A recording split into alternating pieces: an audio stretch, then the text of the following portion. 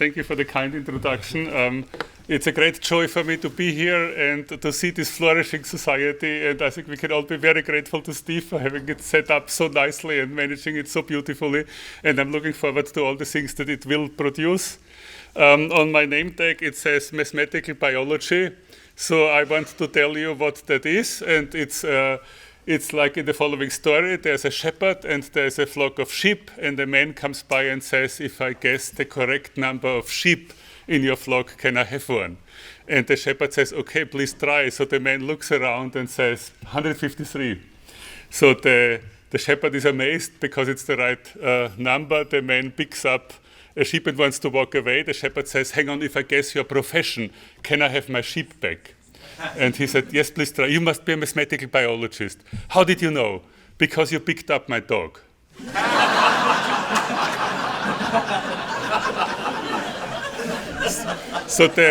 But you have to think carefully about the joke because it's about getting the numbers right. So in mathematical biology, it's about getting the numbers right. What fascinates me is somehow the role that mathematics has started to play in biology.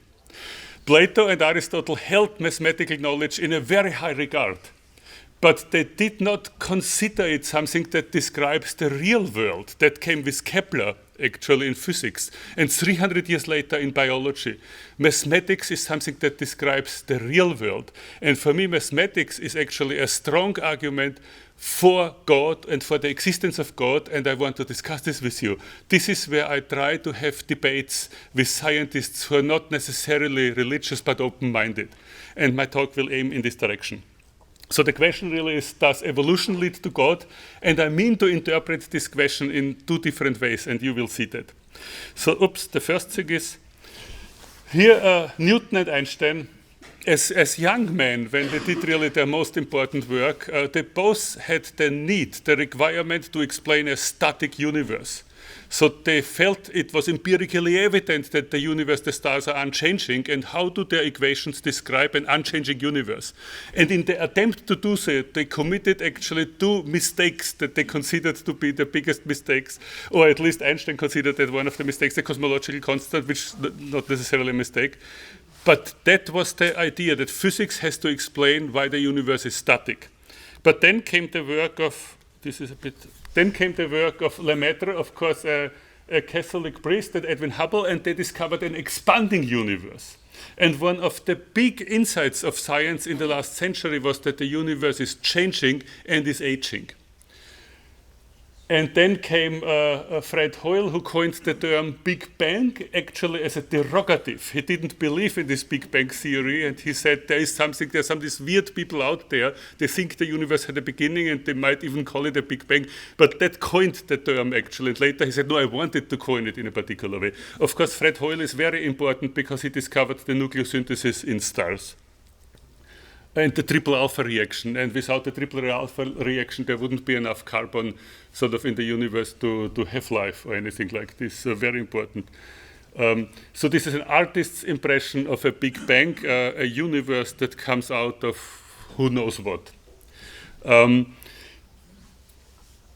Big Bang, in my opinion, is not necessarily the act of creation. As a Catholic and a scientist and philosopher, the important thing is God is continuously creating. God is necessary to hold every moment into existence. It is not the case that God is needed for a Big Bang and then not needed afterwards. God is needed for this moment and for every moment and for the Big Bang. But science might well discover that the Big Bang is a natural phenomenon and might learn more of the Big Bang over time to come. But what we have here is now really the idea that the universe had a beginning. We're talking about our universe, there could be others. The universe is aging. Fewer stars will be born in the future. So star formation has happened in the past and is still happening, but fewer stars will be born in the future. But planet formation is peaking right now. And here are some numbers that fascinate me. You can ask, what's the size of the observable universe? And the size of the observable universe is estimated to be a diameter of 93 billion light years. And you wonder, how can that be? Because the Big Bang is 13.8 billion years ago. And the answer is because it's not just light that is traveling, it is the space itself that is expanding. So the diameter of the observable universe is 10 to the 27 meters. There are 10 to the 80 hadrons, 10 to the 22 stars, 10 to the 11 galaxies. Then, of course, physicists have discovered Earth-like or planets among other stars. So there are now first estimates coming about how many Earth-like planets are there in the observable universe. Planets like ours here, sort of nice kind of habitats. And the current best estimate is, it might be rough, it could be wrong by maybe tenfold up or down, but it's approximately 1 billion Earth-like planets in our galaxy alone. It's 10 to the 11 galaxies, 10 to the 20 Earth-like planets in the observable universe. So if evolution is a natural phenomenon, which we think it is, then evolution should have brought about life on many, many places in the universe. And I think science will discover that at some stage. You can also ask, actually, what is the biomass on Earth consisting of? So an interesting question that biologists have asked is, how many cells are there on Earth? And in order to estimate the cells on Earth, all you have to do is to count the bacterial cells, because everything else is pocket change over them. So the number of cells on Earth is 10 to the 30. The number of stars in heaven is sort of only 10 to the 22. So there are more cells on Earth than actually stars in heaven. It's also of interest, there are fewer sand corns on Earth than there are stars in heaven, because that's important for Abraham. So 10 to the 30 cells on Earth. But another calculation that has been made is, let's take all the DNA that exists on Earth and put it together exactly at the distance, like you have these double helix spirals at a nanometer scale, but you align it in one long stretch of DNA and ask how much DNA is there on Earth. Now you have to take into account eukaryotic DNA, because there's so much of it, and the estimate actually comes to 10 to the 28 meters. So that's 10 times the diameter of the observable universe. So life is kind of bigger than the universe in this one-dimensional comparison. But only one dimension. Yeah, only one. In this one-dimensional comparison, that's what I said. So physicists always want to win against biology. But don't worry, because my biology friends accuse me of physics worship, actually, because I like physics too much. So that's a sin in biology, one of the sins. So this is the time scale, and the time scale is Big Bang, 13.8 billion years ago.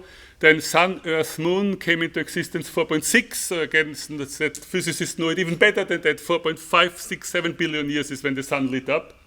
Earth soon afterwards.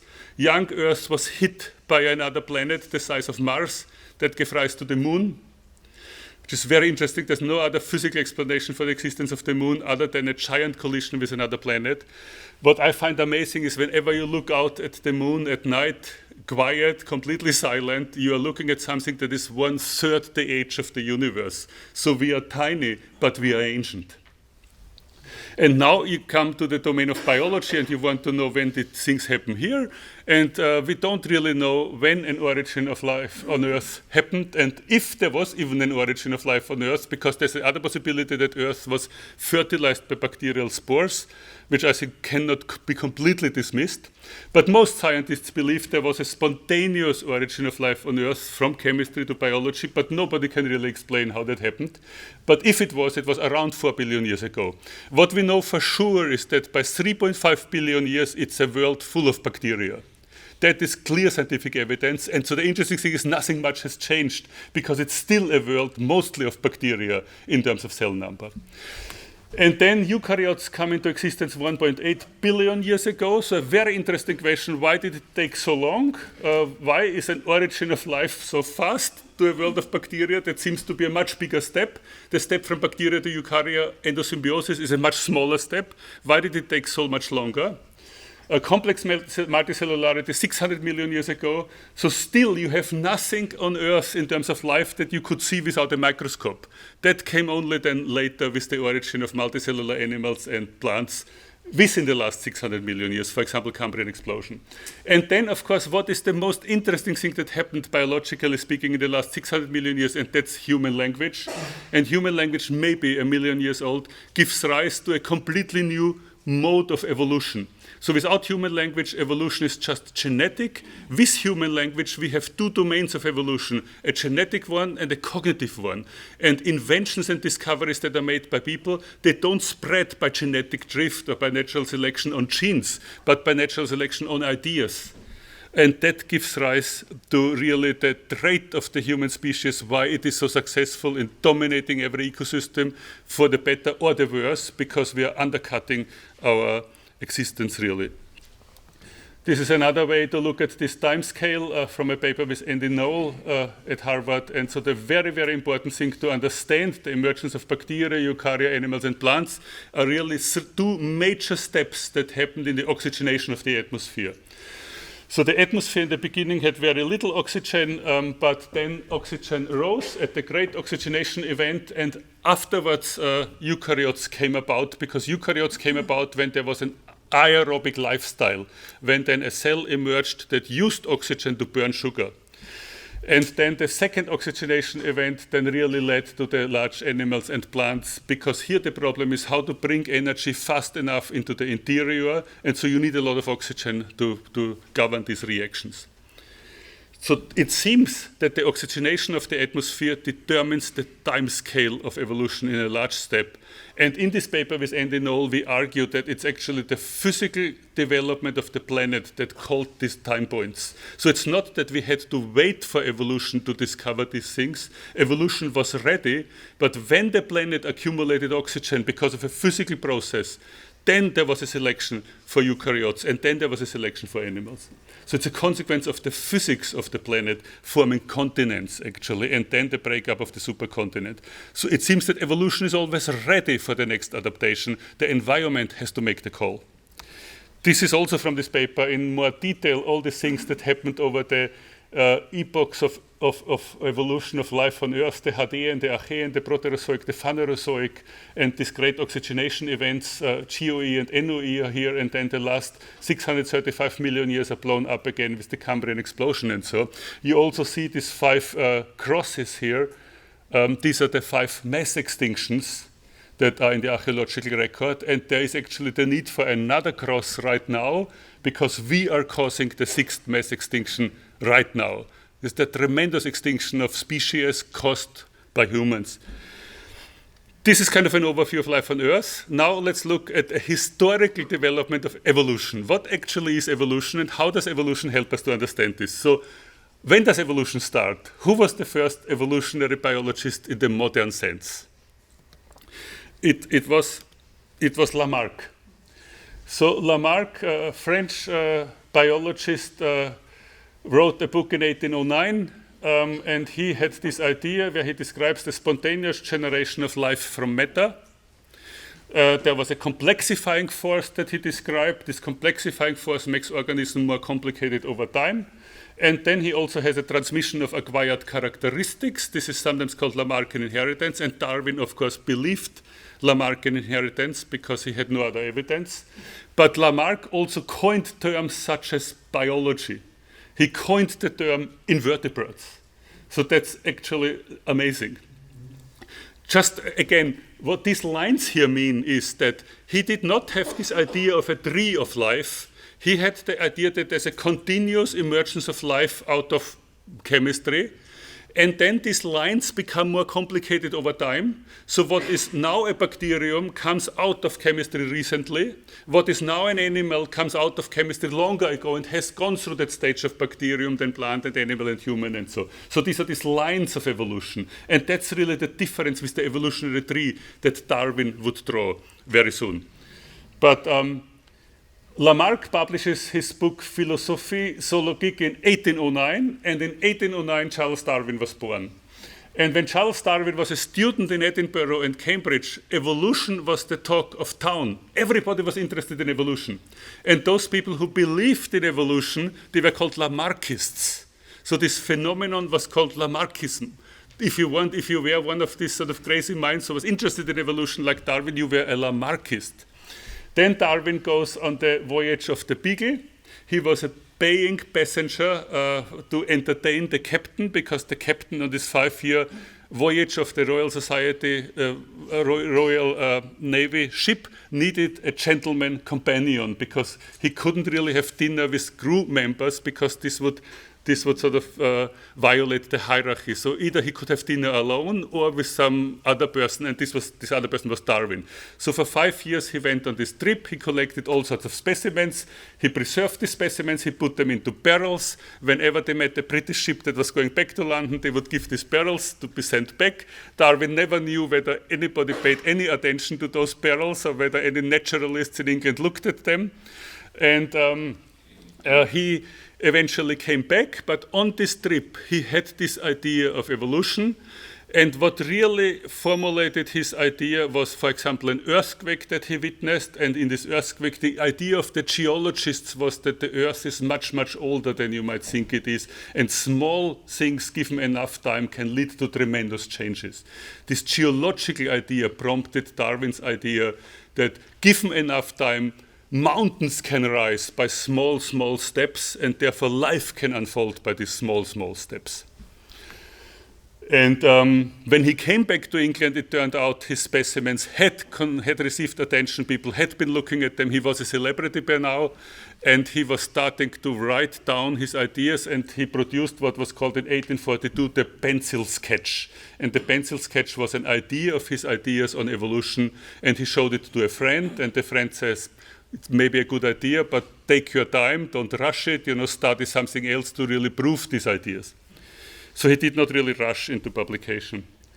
But here is a facsimile of an 1837 notebook, and again I remind you that Darwin was a young man when he had his decisive ideas, and this is very, very moving because here he has written the word "I think," and then he draws this tree, and this is more or less the first tree-like formulation of life, or the first tree of life, because Lamarck didn't have this tree, and he thinks the species, they come out from ancestors, and it might all go back to one common origin, so one origin of life on Earth.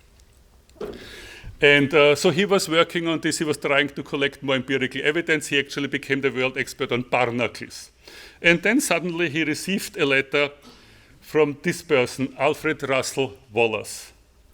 And Alfred Russel Wallace was another naturalist, and he was working in Asia, and he had the idea that Darwin sort of had over decades, he had it overnight.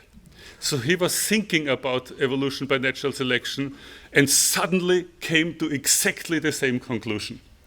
And he wrote it up, and he did not send it to a journal. We're still in some other time period. He knew that Darwin was a person who was thinking about evolution. So he writes up his idea. He sends it to Darwin in England, not knowing him personally, but he sends it to him. "Please take a look at my paper.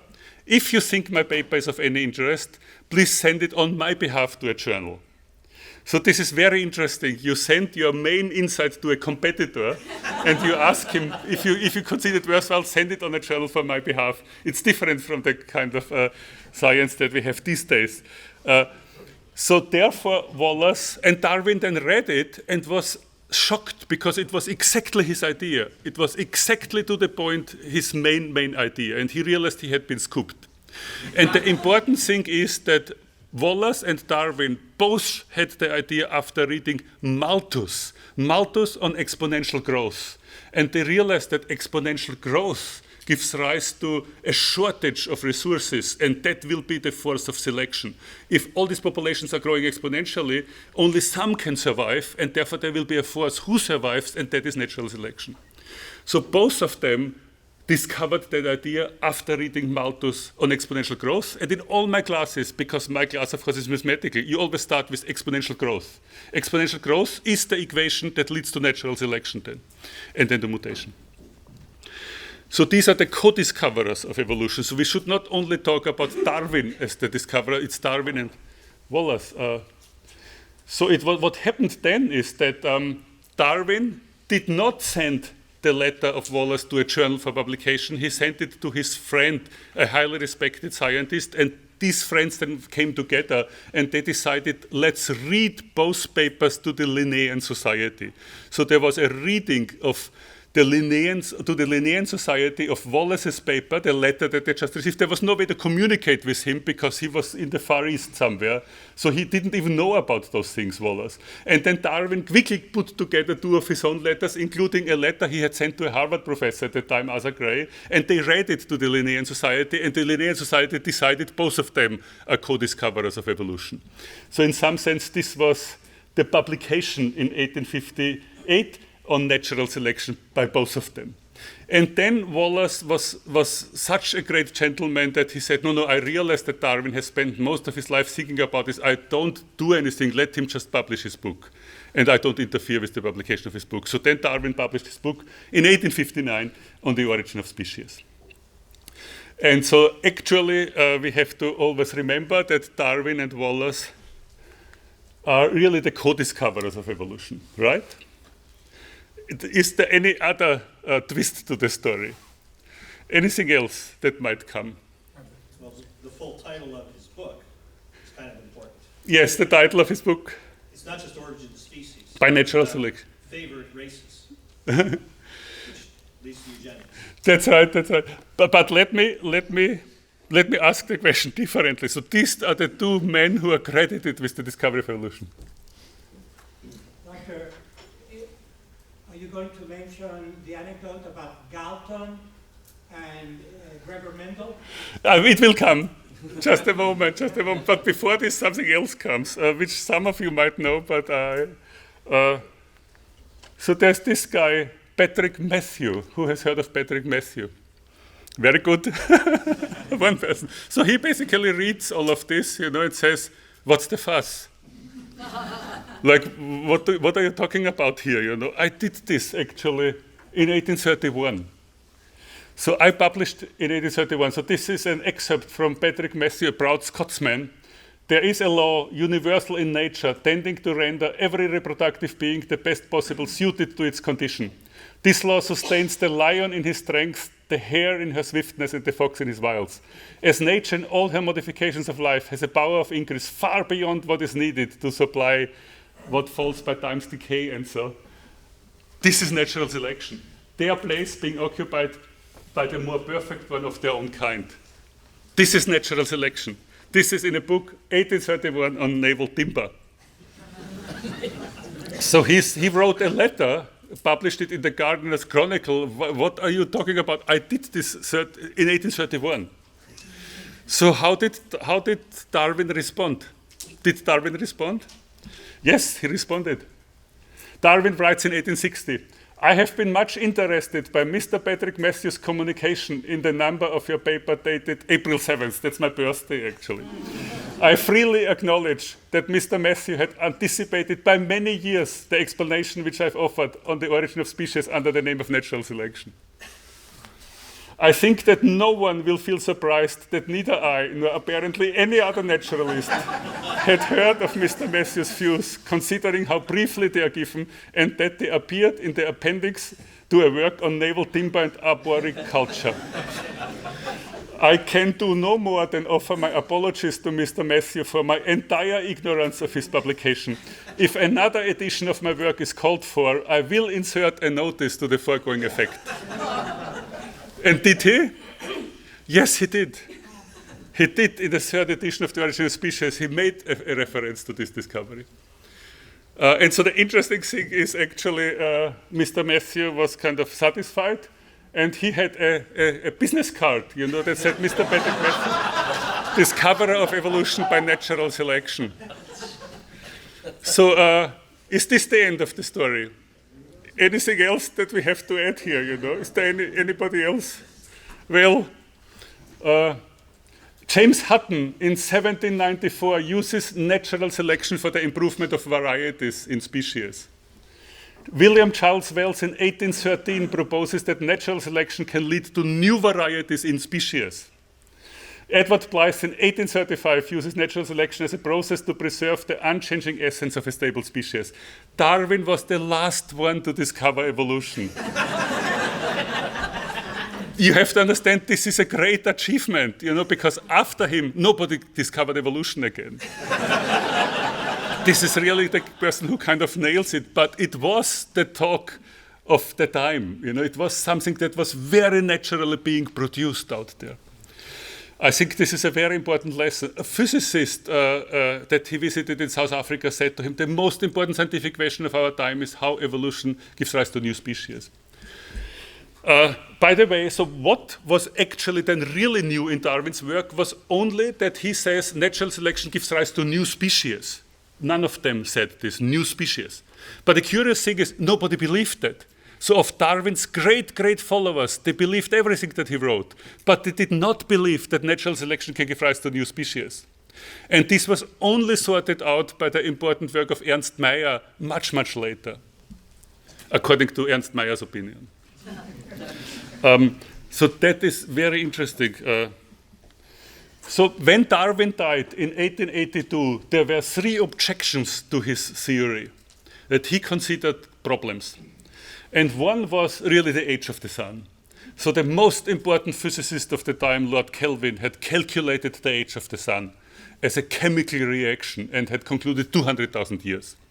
And Darwin did not know what to do with that figure. He thought, maybe that's not long enough for evolution, but I am not the person to challenge a physicist. That was now, of course, we know the calculation wasn't right because Kelvin did not know of nuclear fusion. The second problem was an even bigger problem. An engineer pointed out to Darwin, what you describe is blending inheritance. So Darwin only knew about blending inheritance. So he said, let's suppose height. Let's suppose the father is 180, the mother is 170. On average, the child will be 175. That's blending inheritance. The engineer said, let's think that through. If we have a beginning, the population, everybody has some different height, they reproduce, the difference gets reduced. After some time, everybody is 175, and where is your evolution? It doesn't continue. Darwin did not know how to answer that question. The answer will come with Mendel.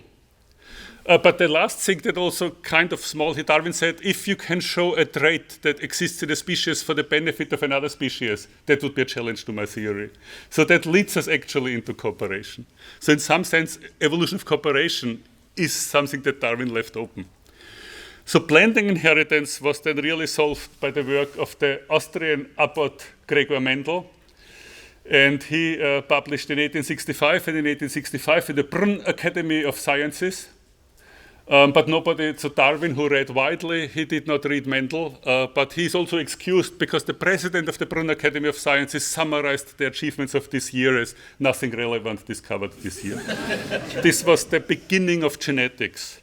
So Mendel figured out that inheritance is not blending, but particulate. You can think of digital items. And when that was realized by the evolutionary biologists who all believed in blending inheritance, they thought, oh, well, we have a problem. Is Darwinian evolution even compatible with particulate inheritance? And that really led to this birthplace of population genetics, which is sometimes called the neo-Darwinian synthesis. So this was then the beginning of a mathematical description of evolution, which I think is very, very important. And this was the work of Ronald Fisher, G.B.S. Holden, and Sewell Wright, approximately in the 20s and 30s. So they showed how natural selection works together with Mendelian genetics. In order to make progress, I now want to ask the question, what is it that evolves? Because we often talk about evolution. And Ernst Mayr in his book actually asks that question and discusses it beautifully. What is it that evolves? We talk about evolution of the brain. We talk about evolution of species, evolution of genes. But what is actually the carrier of the evolutionary process? And Ernst Mayr points out correctly, the only thing that evolves is a population of reproducing individuals. So these other things evolve figuratively. But when we really think about evolution, we have to invoke a population of reproducing individuals. And this is what I describe as my equation. So it's always about populations. And then the first principle of evolution is mutation. Mutation means that there's new variation coming about. And selection means that there is different growth rates for different types over time. And you write those things down mathematically and you can study this. So these are the two fundamental principles of evolution, mutation and selection. Mutation generates variation and selection acts on variation. And to those, I have proposed over the last 20 or more years that we should actually add a third principle, and this third principle is cooperation. And cooperation means that units, cells, individuals help each other so much that they become a new level of organization. So in my analysis, in my interpretation, cooperation is the master architect of the evolutionary process. It is not only competition, it is not cold-blooded fight everybody against everybody else, it is actually a helping of each other.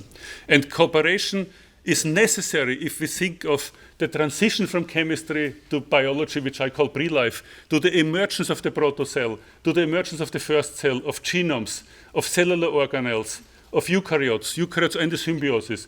The evolution of multicellularity is cells helping each other.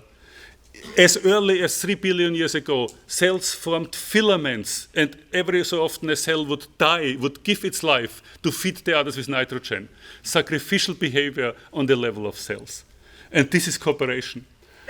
Animal societies and then, of course, human language. So cooperation leads to higher levels of biological organization, and evolution without cooperation is unthinkable.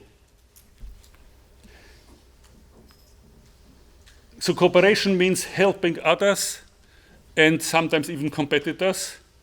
Cooperation means paying a cost for others to have a benefit, and cost and benefit analysis are usually done in terms of fitness calculation, in terms of reproductive success. So if this is what cooperation means, then we actually observe at first that natural selection chooses defection. If you imagine a population of cells where there are some cooperators and some defectors, the cooperators always help, the defectors always receive help but never give help. So the reproductive rate of the cooperators is greater than that of the defectors. Natural selection actually opposes cooperation. In any mixed population, defectors have a higher payoff than cooperators.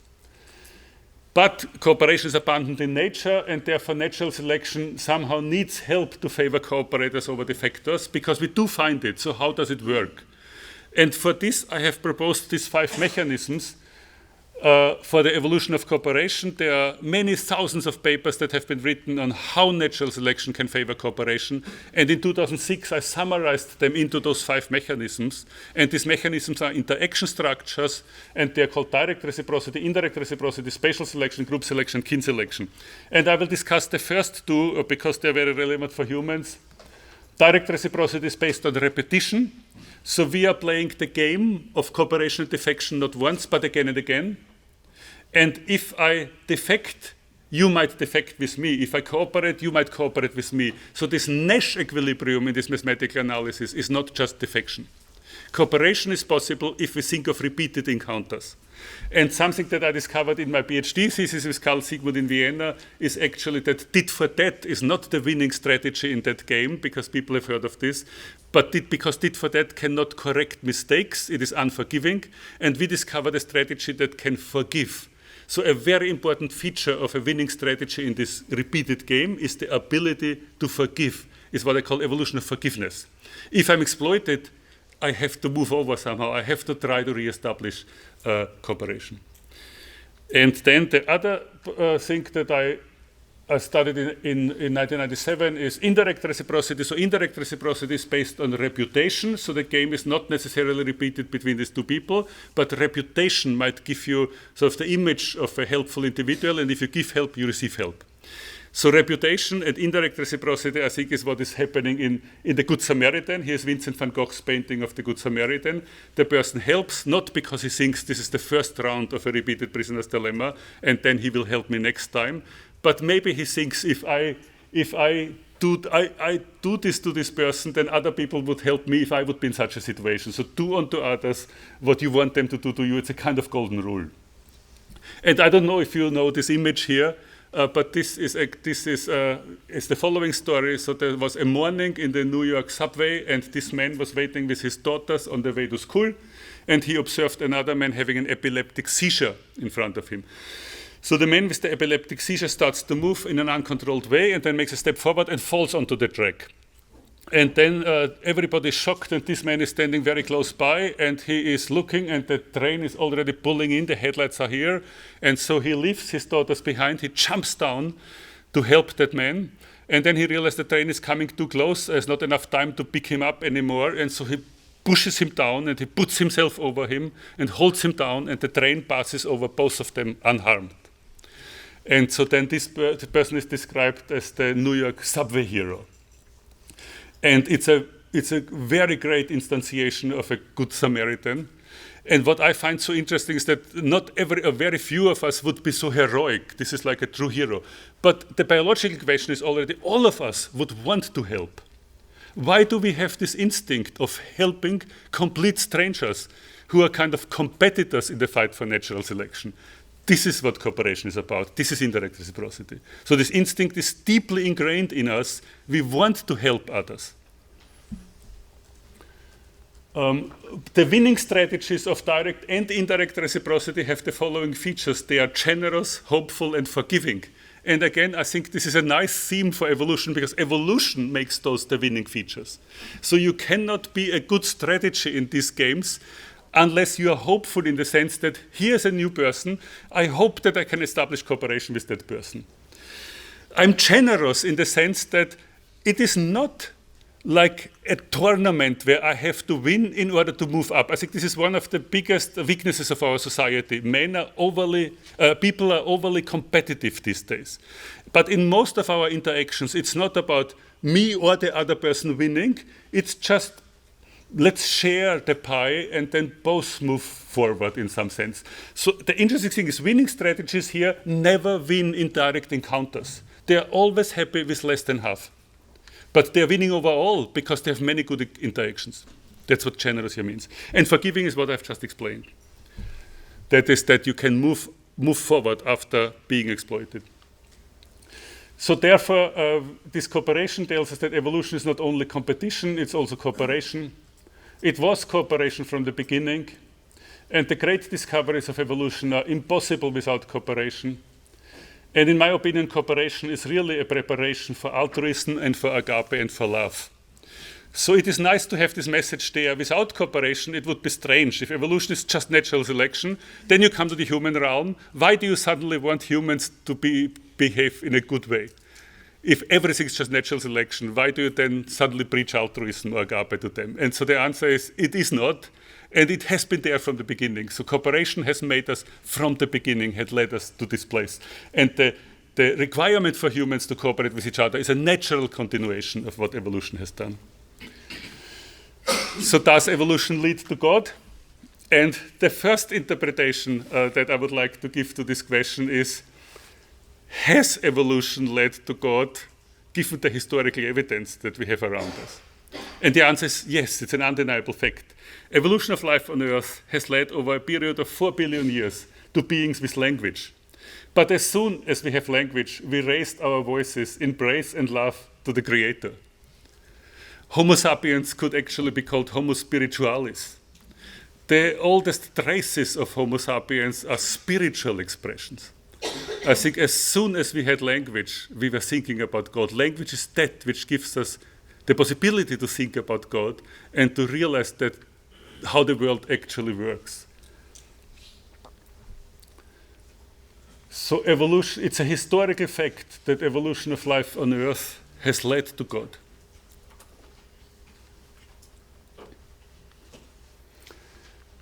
Looking at the universe as a whole, as we did in the beginning, I would say that evolution and the forces of physics cooperate. If evolution is really a natural process and that there are so many Earth-like planets out there, the stars make the chemistry that is needed for life, carbon. The stars provide the energy for life to unfold on planets. In some sense, looking up at the night sky, one might anticipate that the stars seed the universe with prayer in many, many different places. So does evolution lead to God in a second sense? In a second sense, thinking about the theory of evolution, what we learn from it, is this an argument for God? And I would say yes, because evolutionary dynamics, like other processes of physics, chemistry, or biology, follow mathematical laws. And these laws are part of an underlying, unchanging reality. These laws are eternal. The theorems of mathematics are not dependent on time. The laws of physics are not dependent on time. So if the physical material world, the temporal world, follows a world that is outside of time, that is immaterial. Evolution makes us realize that everything is guided by mathematics. So this is what evolution actually tells us. It's not just physics that is guided by mathematics. Biology is also guided by mathematics, because evolution is a mathematical theory.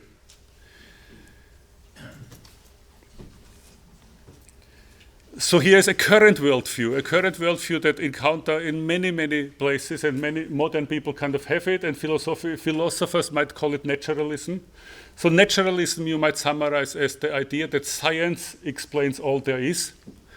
Going even a step further, you might say the material world is all there is. But ultimately, if you press naturalists to really define themselves, if you give them a hard time, they will come to this one last stand, and this is naturalism is defined by this idea that there is no God. There's nothing that can be called God. So naturalism is just another word for atheism, in my opinion. So if you have this idea that science explains everything there is, then as a scientist, I can already say, hang on, science does not explain mathematics. In what sense does science explain mathematics? If a mathematician proves a theorem, no scientist is needed to make an experiment to test it. Mathematical truth is independent of any scientific activity. So mathematics doesn't actually need science in order to find truth. Does science need mathematics in order to find truth? Yes, absolutely, because our best possible science is completely mathematical. So mathematical truth is not material, and science does not explain mathematics. These are sort of standard views that you might see under this heading of naturalism. So a naturalist might say the universe exists for no reason and has no purpose, which is a very interesting statement coming from somebody who thinks that all of his thoughts are just scientific. So if you are sort of an honest scientist, completely committed to science, which scientific evidence would make you conclude the universe exists for no reason and has no purpose? Because this is a metaphysical statement. Apparently you have a system inside you that allows you whether a universe exists for a reason or not, and whether a universe has purpose or not, and somehow you know that this universe exists for no reason, has no purpose. Something which I always find funny is that evolutionary biologists insist in textbooks that it is written evolution is an unguided process, so they insist on the word unguided. Whenever I see the word unguided, I ask, unguided by whom? Why would you insist on the word unguided? Because in brackets you're writing there, unguided by God, in brackets who doesn't exist. But so why do you insist on unguided? And then is gravitation an unguided process? So when you write textbooks in physics, do you insist that gravitation is unguided? In what sense is gravitation unguided? And then a naturalist philosopher actually also has a problem with defining truth, and then some people would say truth is just a social convention. If truth is just that with your friends, let it get you away with, what's the purpose of doing science? What's the purpose of doing mathematics? So another worldview is, there is a temporal material world, there's an atemporal immaterial world. There are these two worlds, and we participate in both of them. Humans participate in both of them. Every single human existence participates in both of these. Science studies the material world of change as it follows immaterial, unchanging mathematical laws. Science studies secondary causes, and science does not disprove primary or final causes. Science does not prove there are no primary causes. Science does not prove there are no final causes. It's the scientific method to focus on secondary causes. All understanding is ultimately mathematical. I think this is where science is heading, and this is what Plato and Aristotle hadn't yet anticipated. And a strong philosophical argument for God is mathematics, in my opinion, both the incredible efficiency and the indispensability. So mathematics is incredibly efficient to describe scientific phenomenon, but it's also completely indispensable in describing scientific phenomenon. And I would ask why, and I would say because knows the word of Aristotle, the highest thought is also the most ordered thought. So the thought of God is the most mathematical thought, because mathematics is the most ordered thinking, and therefore the creation unfolds in this very mathematical way, because this is the mathematical thought of God. And God has given us the ability to understand some aspects of this mathematics, not all, just a small part of it. So creation, in my opinion, establishes causation from immaterial to material, from atemporal to temporal, from mathematics to science. You have to ask, how does mathematics guide physical and biological processes? How does an abstract object guide material events? And this is a problem if your only causation is within the material. There's another kind of causation necessary. And in my opinion, this is creation. And creation turns the divine thought into divine action, a divine mathematical thought into a creation which follows mathematical thoughts. So everything that is done by God, but God in his greatness admits true secondary causes, and this can be natural or voluntary, and both must be traced back to God. So this is just Thomas Aquinas. It is more omnipotent to allow secondary causes for which are real than sort of do everything just, and this is what God does in the greatness. But nevertheless, everything that happens by secondary causes must be traced back to God. And free will is in God and to some extent in the human soul, but no material object can have free will. So as you also said to me once you talk to a person who is a materialist, you have to ask, what is your opinion of a human being? Because you cannot think of a human being without a soul. Almost done, I'm almost done. So there were three main events, and these three main events were the origin of the universe, the origin of life, and the origin of language. And then I had this here, but I want to point out to you that we are here right at the end, and the time period of humanity is so thin we can't even draw it. And then the question is really for how long?